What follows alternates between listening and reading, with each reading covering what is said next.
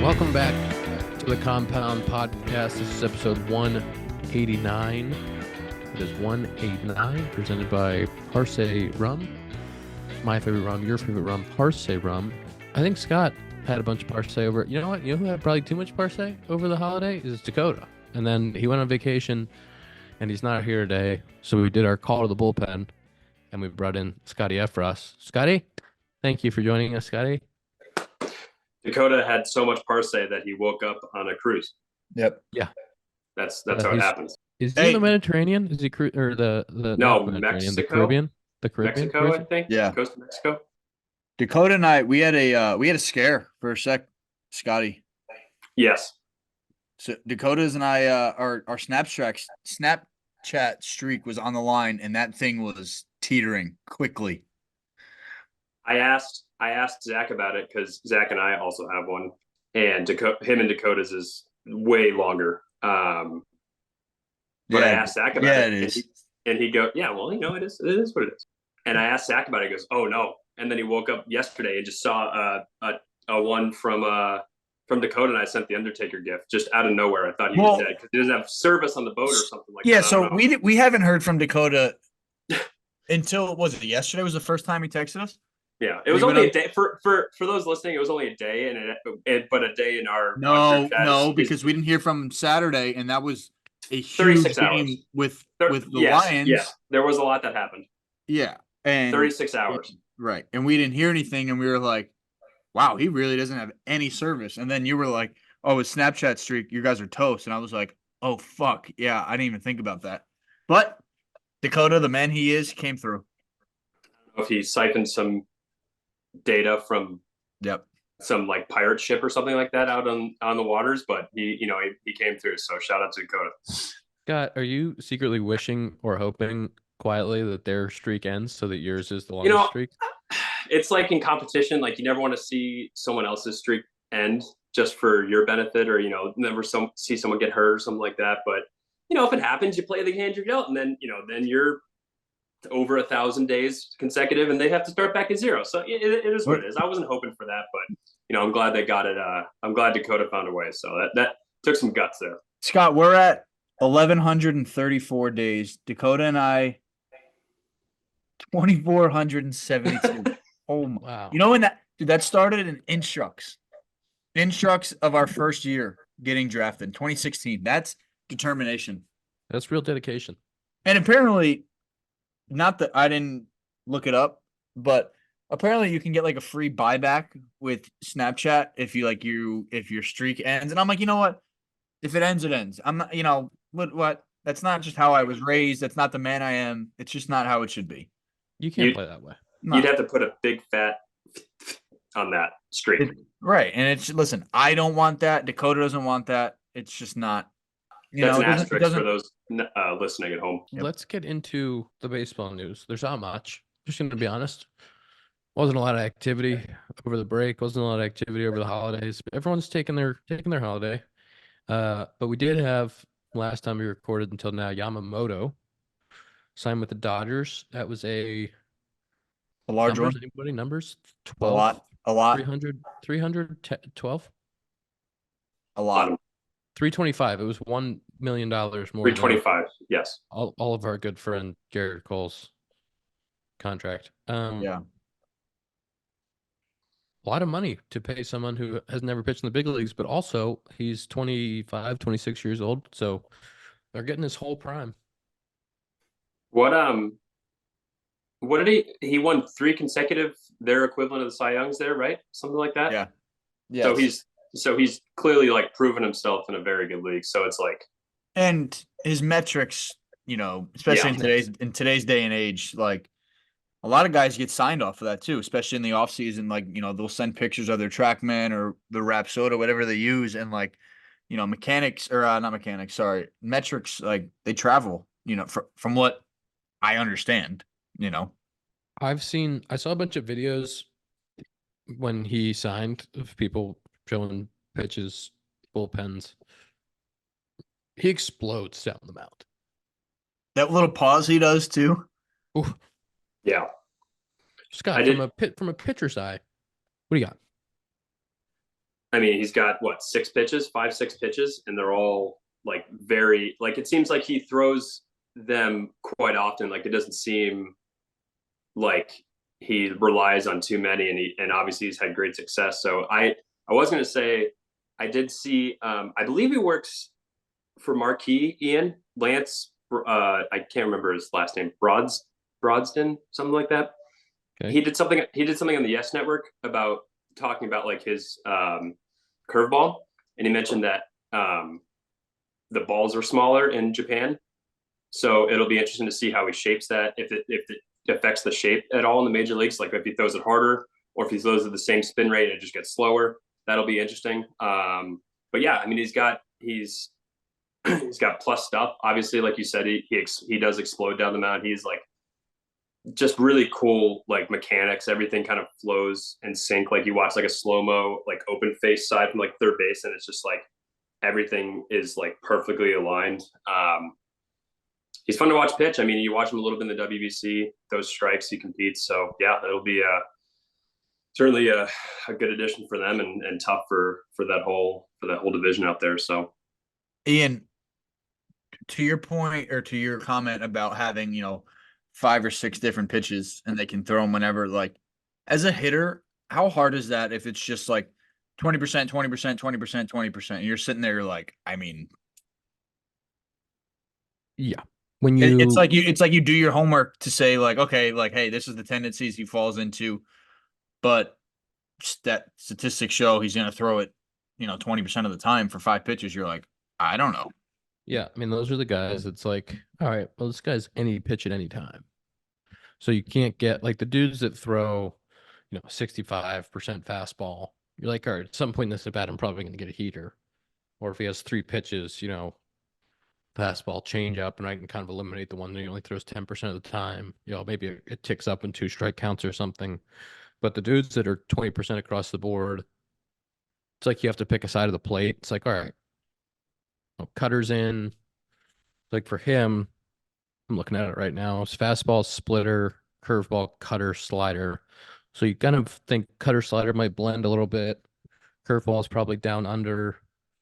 Then you have the fastball. So you're probably saying I'm going to see fastball, cutter, slider on the inner half, and then try to eliminate away because the splitter's off that fastball line down and away. Yeah. Just trying to stay. Yeah. I mean, his splitter's down the zone, down under, down away. So try to stay off that. Curveballs, a little bit more curveball in the zone than you would think. And then the cutter's all inner edge. So kind of trying to pick what lane you want to be in. Do you? I would be heater cutter off him, trying to be aggressive. When I see a guy with a splitter, I do as best as a job as I can to not swing. Obviously, I mean, it looks so funky out of his hand, and it obviously looks like it's going to be a strike. But like, how often, like as a hitter, I don't see many splitters that are strikes. In general, like it's usually always strike the ball, No, and this, yeah, it's generally strike to ball. Like Gosman's a good example. Like Gosman, Yep. the splitter is disgusting, and it's like rarely in the strike zone. dude, we faced him this year, and our whole plan going into it was, I'll never forget. Say, hey, at all costs, just take it. It's not gonna be a strike. It's gonna look down the middle. I get to 2-2, and I'm like, it's coming, bro. It's coming. And it was fucking black. And I swung because I was like, there's no way it's gonna drop this much. Like it's late, and I swung and missed, and I get back, and I'm like, I think that's a strike either way. I don't know what to do in that one. I don't know. I'm sorry, guys. I failed our plan, but I mean, that pitch starts when it starts belt line, like it's a ball. So like you're trying to look so far up in the zone and then lay off anything that's belt line or below. Like those guys are so tough. I think he throws it hard too. Hard, dude. Yeah. It's like this pitch is anywhere from 91, anywhere from 88 to like 93. Like yeah. It was Lance Brozdowski, by the way. I wanted to get that correct. He has a splitter at 89 to 91, and he uses it 27% of the time. That's high for a splitter, man. And guys hit 191 against it. Yeah, because how are you hit like that? Like that's a pitch that it's like, I mean, I don't know. You guys tell me. It's like you can't hit it. it's like a get lucky. Yeah. You know, like what do you either what's the he best left case it you're up doing to or that? I'm on my front side and just hanging on to it for dear life. Yeah. It's like a ball out of hand or whatever, or Yeah. it's just Yep. Yeah, really deceptive. You don't want. I mean, personally, I don't want to go up there and be like, all right, I'm trying to tunnel his splitter. What's his slug on the splitter, Ian? Do you have that? 0. Yeah, like 191. Slug on the splitter is 234. What? How do you know? I mean, Slug on the splitter. This is against lefties. Slug on the splitter in zone is 395. I wonder if there's a difference, and this is completely just off the top of my head, but like, aren't there a lot more splitters in that league? Yes. Do you think it's a more common pitch? Do you think those guys are better at hitting it? Like clearly not. The guy's had 3 MVPs in a row. Yeah, I don't know. Can I also tell you that his fastball, or worse at hitting? I don't know. His fastball, the last year, guys hit 179 with a 236 slug on his fastball. Without giving too much away, do you guys already have like reports on him, like initial reports on him? Not like a full report. Or is it just like public? I can just see what he threw last year. Yeah. In zone fastball, 220 with a 510 OPS. That's like a 250 slug. Down in the zone, no would have touched it. Up in the zone, a little bit more, but that's his. I'm assuming his splitter you're talking about. That's his fastball. That's his heater. So his heater down didn't get touched. Did not get touched, but so okay, that's interesting. I wonder if it plays well with a splitter than if it's. It was even more like Gausman. He's even more like Gausman than what you were saying. Yeah, with that here at the bottom.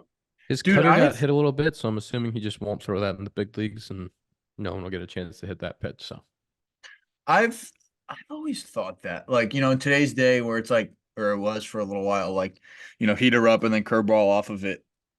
Like, for me, especially if a guy has a really good changeup, like if they're throwing heaters down with that changeup, like that is such a good tunnel. Like, yeah, your guys from the Tigers guys last year at the end of the year were doing it a little bit. I noticed that fastball down and away. Yeah, which like the fastball down and away used to be recession proof, and everybody stopped throwing it.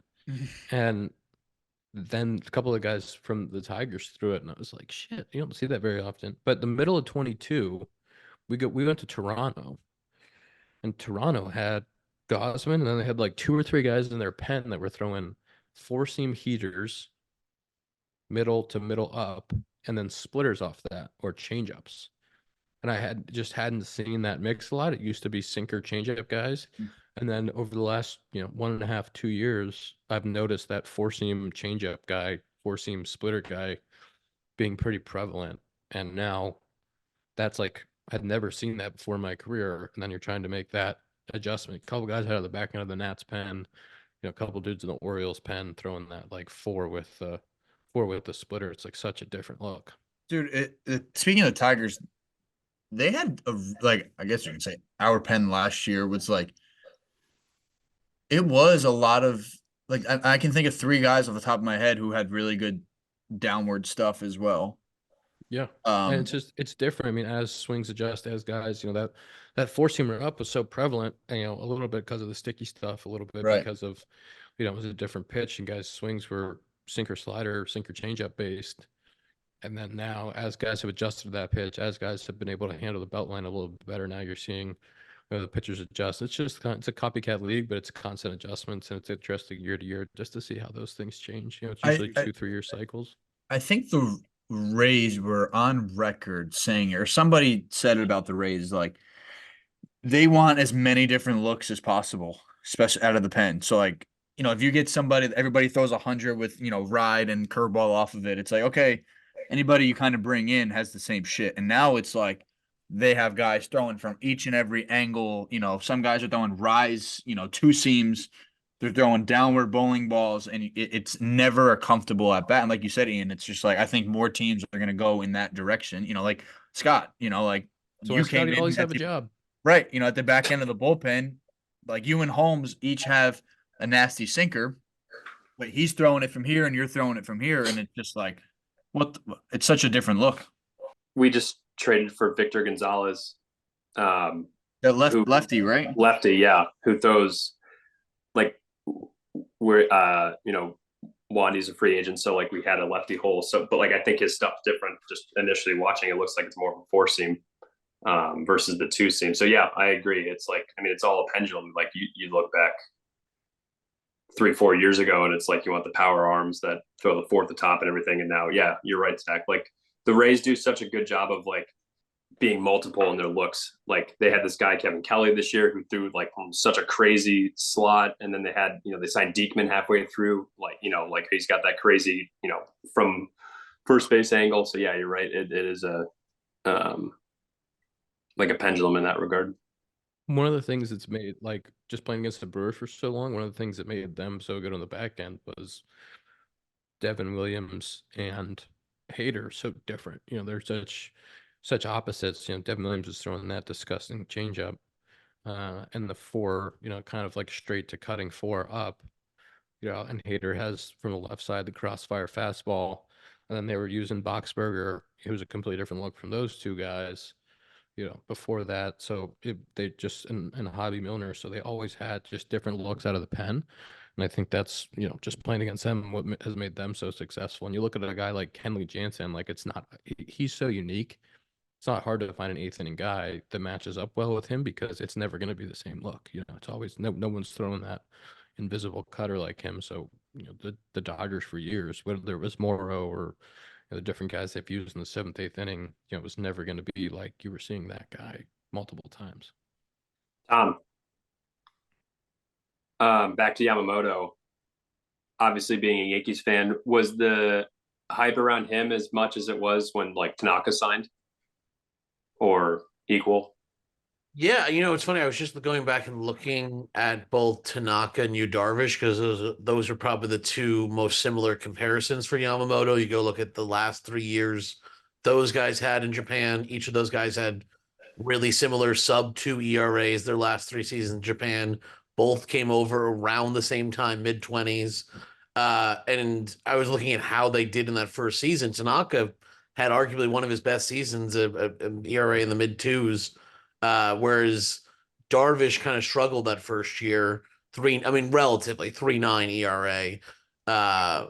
Both were all-stars their first year, though, and Darvish obviously got better. Tanaka kind of leveled out a little bit more. So it'll be interesting to see what kind of career Yamamoto has, because there's the Tanaka path where Tanaka was very good, but it was only a 2-time All-Star. Darvish has been a 5-time All-Star and been a real top of the rotation guy for a couple different teams now. So be interesting to see also how that transition happens. Is he more of a Tanaka? Can he come over and immediately make an impact this season?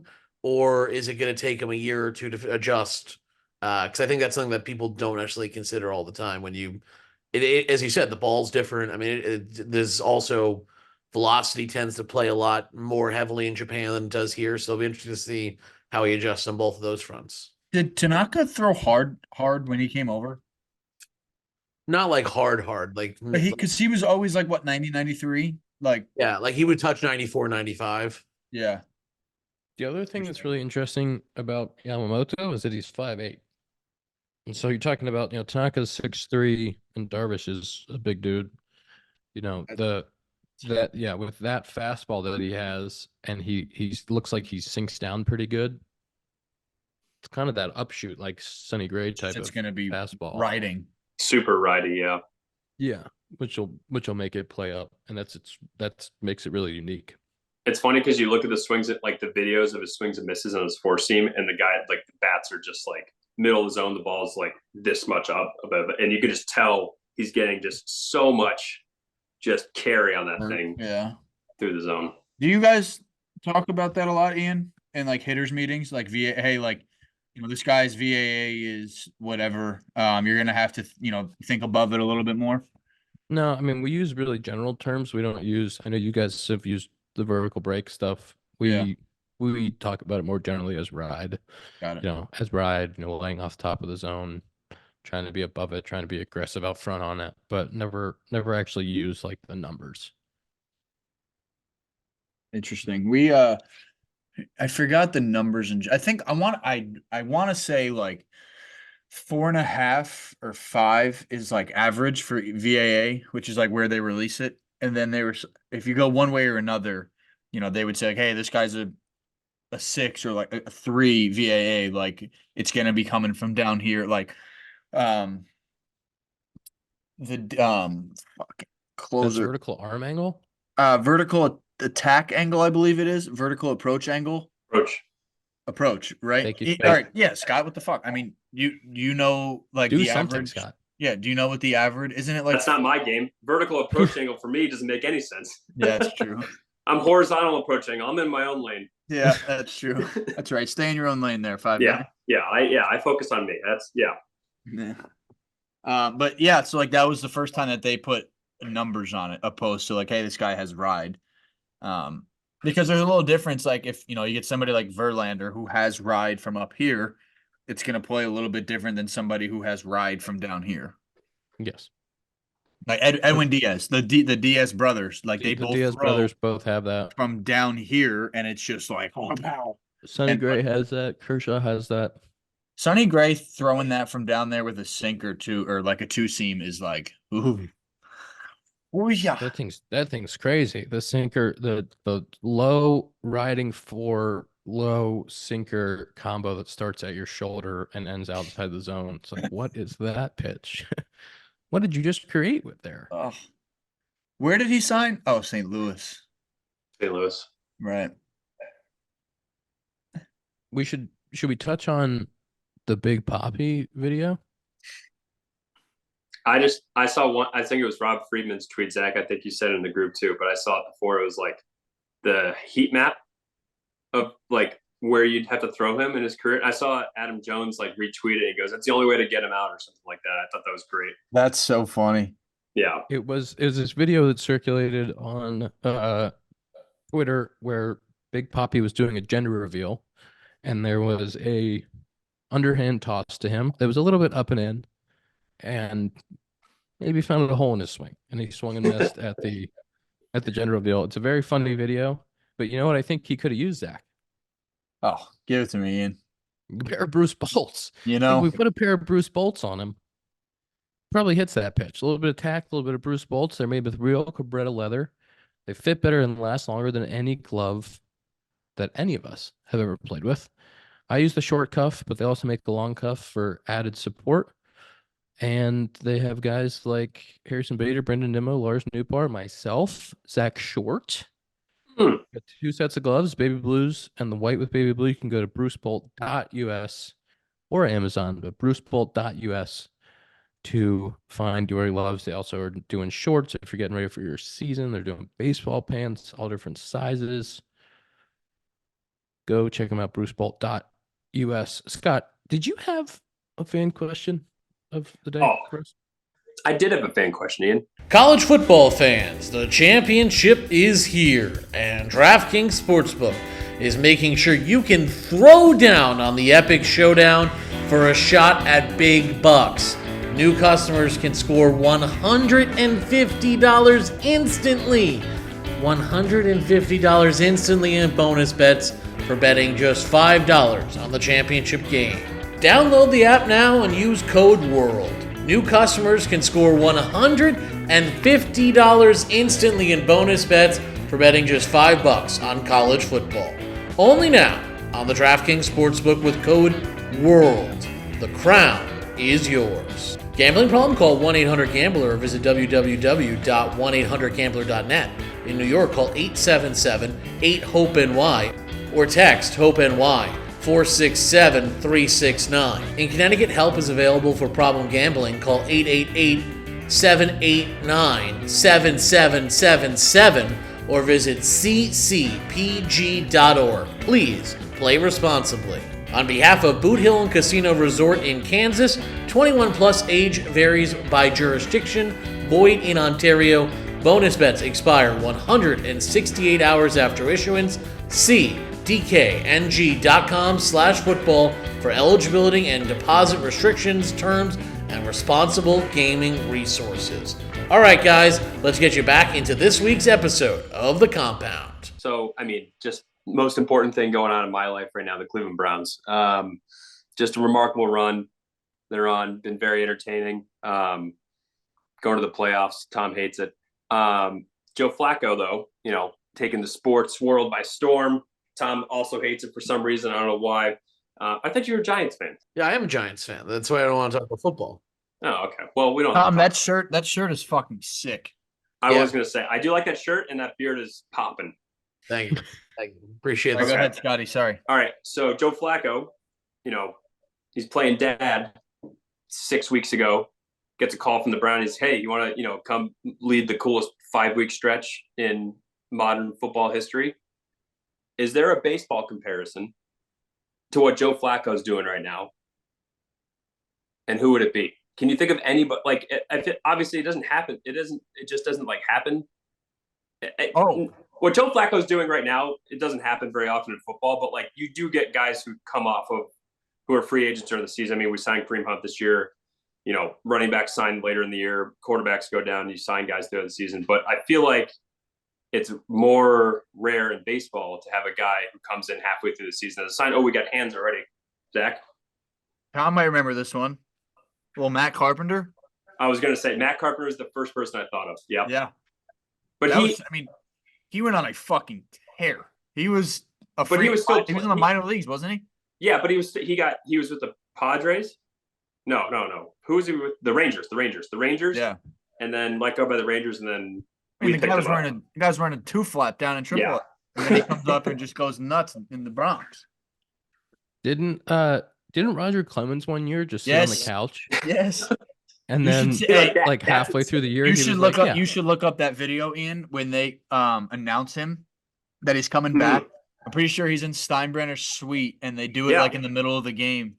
And he's like, I got a surprise or something like that. He's like, I'll see you guys next week or something like that. And then the whole fucking place just goes berserk. And Susan Waltman's on the radio. Mm-hmm. I can't believe this. Roger Clemens is coming back. That's an all-timer. Was that his last year? I don't know. Tom will know. I don't think it was his last. I mean, he was one of those Brett Favre guys where it was it's June. Clemens will probably be coming back sometime. It's hard to say. Well, that one was very famous though, because you guys were saying Susan. I was listening on the radio at the time. Susan Wallman was like, "Oh my God, he's in the boss's box. He's in the boss's box." The last year of his career, he made. Let's see, how many starts did he make here? He made 18 starts. Went 6-6 with a 4.18. He was 44 years old. Threw 100 innings. Bro, that guy has some of the most insane stats, bro. He's pretty good at pitching. 24 years, 3.12 career ERA, 4,672 punch outs. I played with Cody Clemens for a few years, and this is kind of a really funny story. And he's on the phone with him, and he's like, "Hey," he's on the phone with his dad, Roger, and he's like, "Hey, we're facing Shane Bieber tomorrow. He's rehab," and he's like, "Oh, like who?" He goes, "Oh, Shane Bieber, the Cy Young from last year," and he goes, "Oh, that's nice. Anybody can do it once, not 7." 7. He's got 7 of them. 7 is an absurd number of Cy Young. Like what, bro? Has there ever been 7 MVPs? What's the most MVPs ever? How many did Bonds win? Bonds 5? had a bunch. 7 is so many Cy Youngs. Barry Bonds has the most. Clemens at age 42 in 2005 had a 1.87 ERA in 211 innings. At what age? At what age is that, Tom? 42? 42. 42. Went 13-8 with a 1.87 in 32 starts, 211 innings. Didn't he pitch for an independent league team too? Like for Sugarland or something like that a couple years ago? Yeah. And was getting outs? High chop. Yes. Yes, he was. Barry Bonds won 7 MVPs. Oh, wow. Yes, 7. There's a few guys that have 3. Can you name any of the modern players with 3? What do you mean by modern? Well, I mean, I'm not going to ask you about Stan Musial, Roy Campanella, Okay. and Yogi Berra. 3 MVPs. Trout. Three. Trout's one of them. Did Miggy had Griff- 2? Griffey. Not Griffey. Miggy has 2. Miggy has 2, A-Rod. right? A-Rod have 3. A-Rod, A-Rod has 3. Yeah. Trout, A-Rod, and AL or NL or both. NL. NL MVP. We got Mike Schmidt, Mickey Mantle. I'm just gonna name some of the old ones. Joe DiMaggio, Jimmy Fox are the other ones with 3. There's one more modern player, NL 3 times. Back to back in 08 and 09. 09. The Yankees won the World Series in 09. Ryan Howard. I mean, yeah, the big piece. Albert Pujols. Fucking duh. Albert Pujols. But it's amazing that Mike Trout has won 3, which is the second most all time. And you could argue he could have won a few more of those, finished top 3 other times. And people don't appreciate how great Mike Trout is and that we've been able to watch his greatness. I think I like on episodes for you guys moving forward, maybe during the off season where there's not a ton of baseball happenings, is just diving into baseball reference and just laughing at like Roger Clemens or Barry Bonds stats. You know what I've been seeing a little bit of recently is Hall of Fame. As we get this Hall of Fame vote, is some guys who were 1 ballot Hall of Famers, 1 and outs, who didn't stay on the ballot because they didn't get enough percentage of the vote. Like Brian Giles' career stat line. He killed Cleveland in the 90s, if I remember correctly. I mean, with Atlanta. Brian Giles' career stat line is comical. Brian Giles played for 15 seasons. His career slash was 291, 400, 502, good for a 902 OPS. He hit 287 homers. Like, dude was unbelievable. Only a 2-time All-Star somehow, which doesn't make any sense with those numbers. Like, he hit 1 year, he hits 299, 427 with a 514, not an All-Star. How? He was never an All-Star? Oh, that year he wasn't. No, that year. How are you not an All-Star? I don't understand. He was not an All-Star, and he had a 1 dot. He had 298 with a 450 on base and a 622 slug in 153 games. And he finished 13th in the MVP, but was not an All-Star. Yeah, he started with Cleveland. That's right. 95, 96, 97, 98. And then he went to your Buccos. Ian. Then he was a Bucco. He was a legend when he was a Bucco. He was a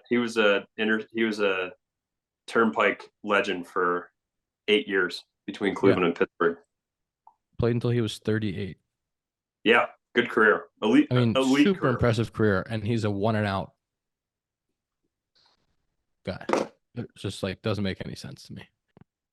Any other examples that you guys have of 1 and out guys? I don't know any. I don't know by myself here. I'll just do the podcast by myself. Don't worry about it. No, Zach's ordering a pizza, I think. Yeah, what are you doing over there? I'm looking up something up. All right, give me a break. I asked you for an hour of your time. I'm looking up people who were off on the ballot. Ian. No.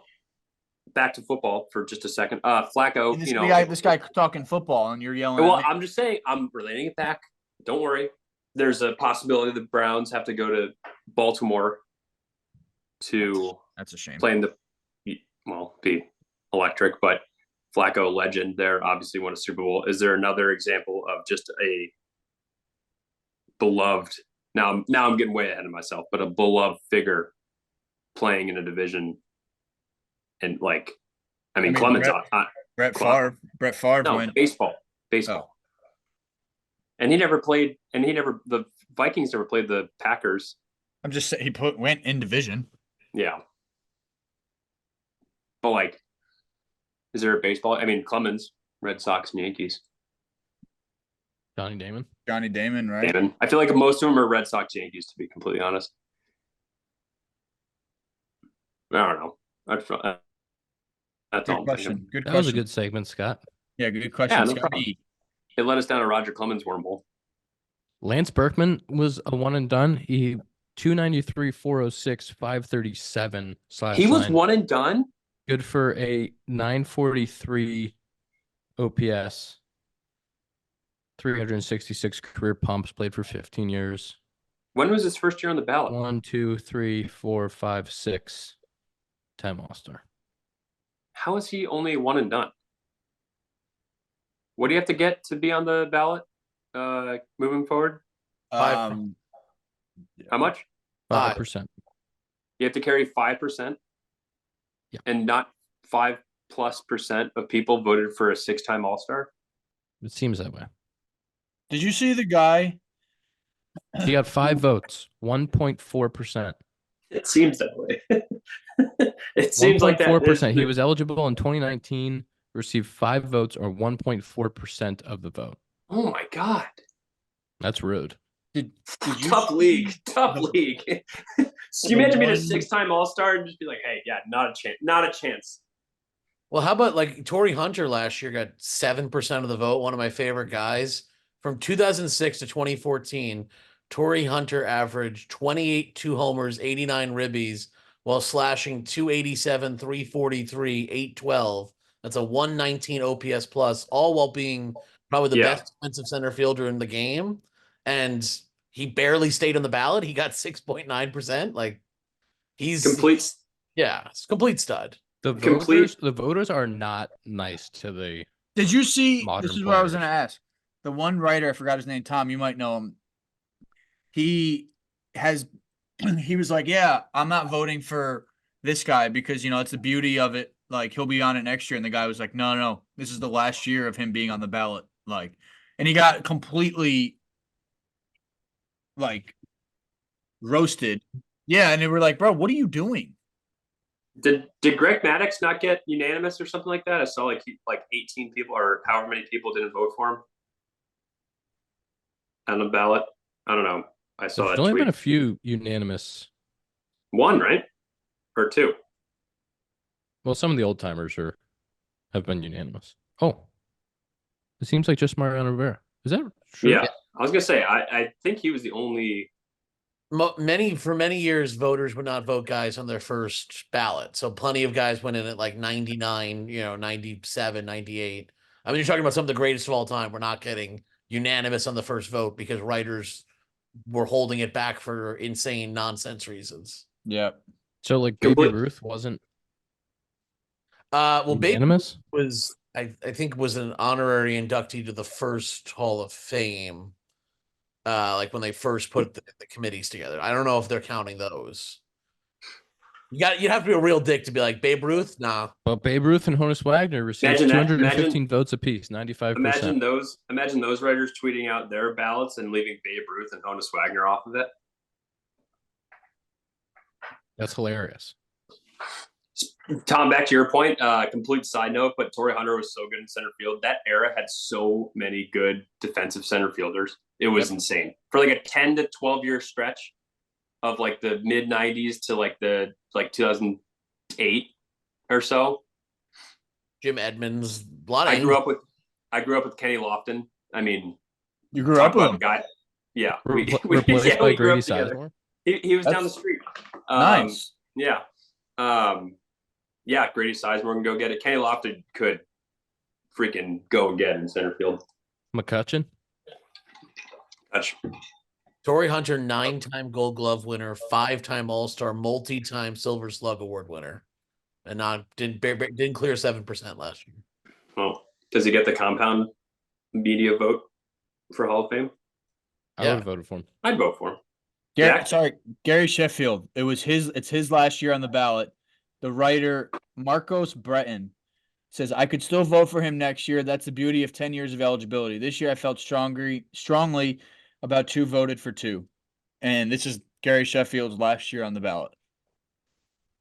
So he sent his vote in and then said that and then realized that he was on Twitter. year. Like people were like, what are you doing? Blah, blah, blah. And he said that. And then readers added context on Twitter, that thing, whatever it's called. This is Gary Sheffield's final year of eligibility for the Baseball Writers Association of America Hall of Fame. The community notes section is kind of a very funny addition sometimes when it's just complete air. It's like a narrator. It's like in reality, it is this last year. Scott, can I ask you a question? Fire away, Ian. How'd your fantasy football team end up? I don't want to talk about it. Was your I don't owner want to talk about was your owner disappointed in you? We had fun. We finished strong. He said our internal metrics were very good, so that gave me a promise for next year. None of my teams, I had like. I want to be employed by that guy. I had 3 leagues and made it to gotten third in one of them, but yeah, the main one wasn't the best finish, but is what it is. We had fun. Are you a little concerned about your job security? Yeah, I mean, next question. You always just, you always want to, impress the boss, but you get back to work.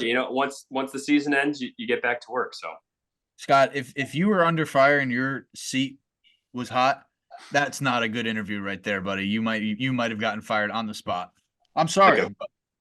We'll send this to your owner. We'll see what he says. Hang on, let's try that again. Hey, Scott, are you concerned for your job security moving forward after this year?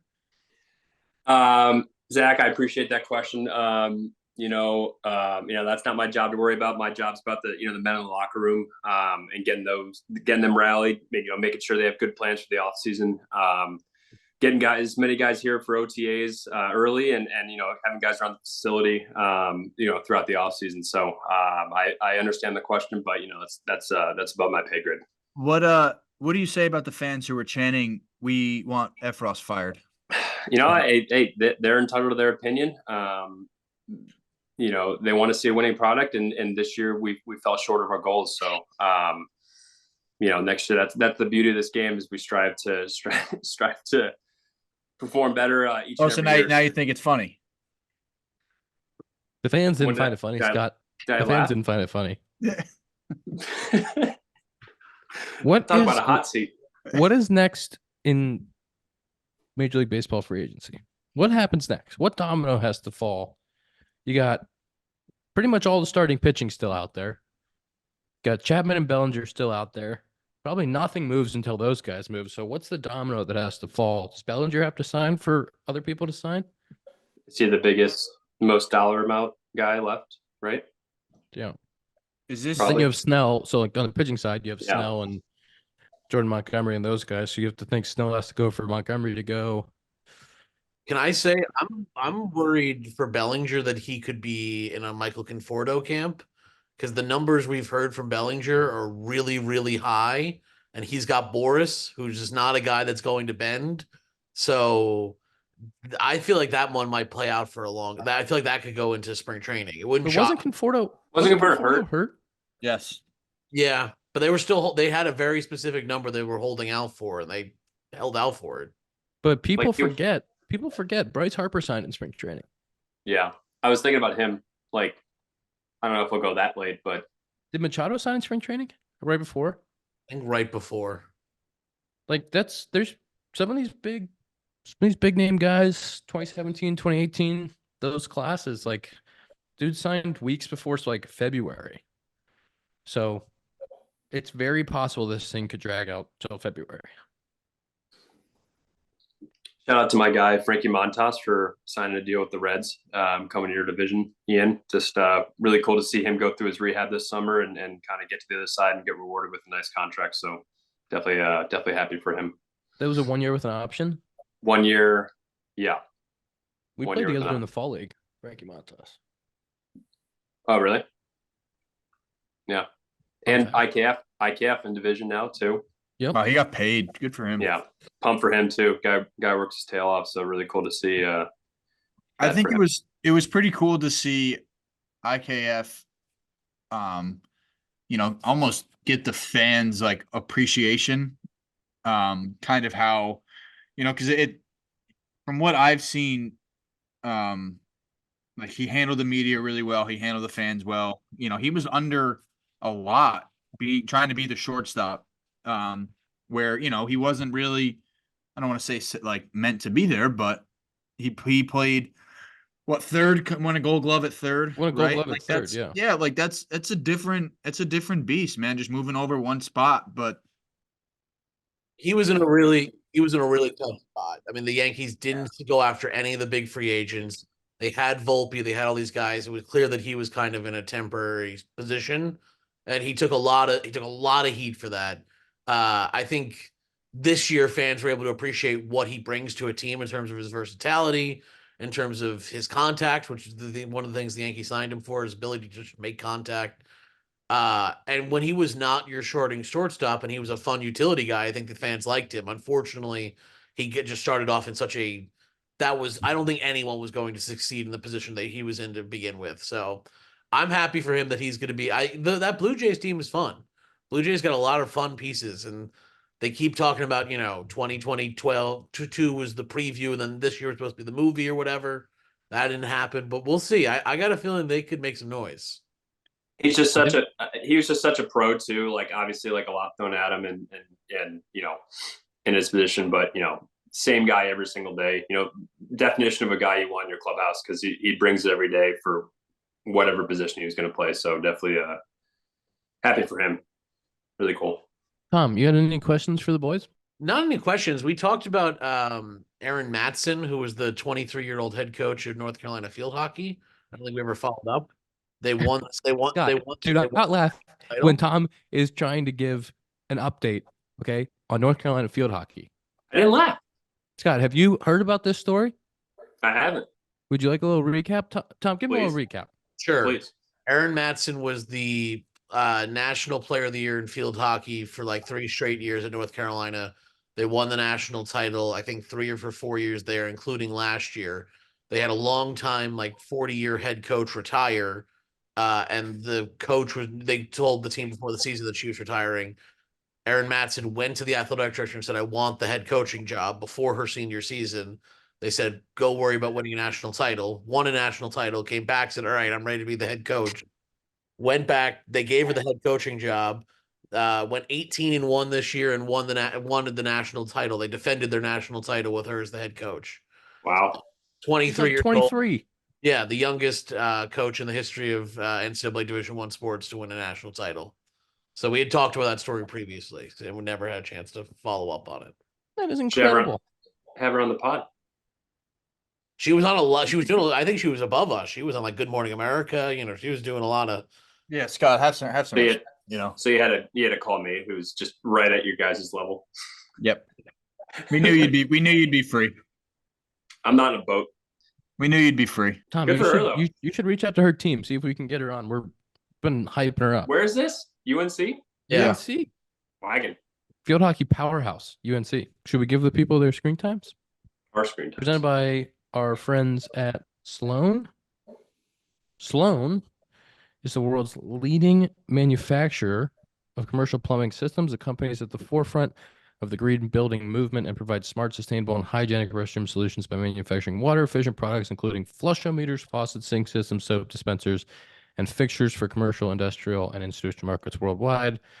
To learn more, visit sloan.com. I was traveling over the holidays, and I was pleasantly surprised to see Sloan in a few different airports.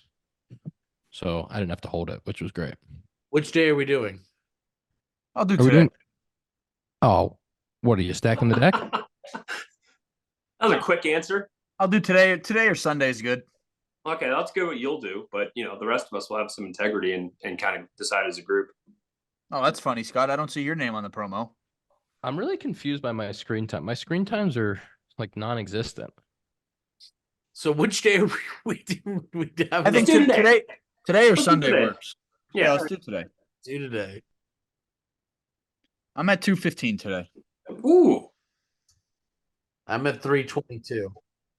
Mine's not right, but I can give it to you. I'm in trouble. I'm at 3:55 today.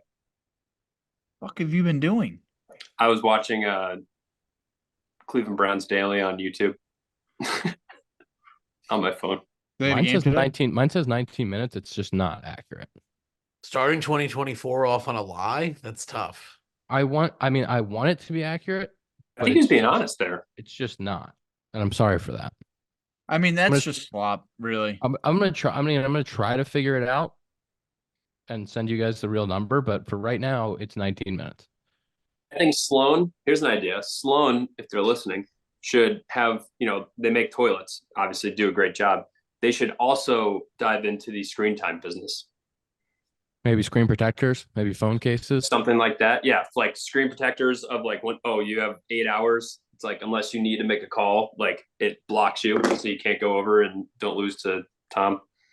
Sloan once gave me a very nice gift. I don't know if a toilet. if you've seen a urinal lately, but you know how like the top of the urinal has like the metal, kind of like looks like a nut, looks like a screw, looks like a bolt. They have that, but it's a beer opener. It's like a bottle opener. Yep. It always says Sloan USA. Right, yep, they make those. Top. Yep. They're in that game. That's episode 189 of the Compound Podcast, presented by Parse Rum. Go to Binny's, go to your local liquor store, get some Parse. Scott, thank you for joining us. Thank you for being the surprise guest. Scott, did you purposely line yourself up with Judgy in the background? It's my podcast spot. I got you over there on the other wall. You want to see? Well, you could have gone over in front of my jersey, but you didn't. You went in front of Judgy. I would have had to stand the whole time. You're next to Nico, though. I would have appreciated it. Well, it's a lot of standing. The 189 of the Compound Podcast. See you next week.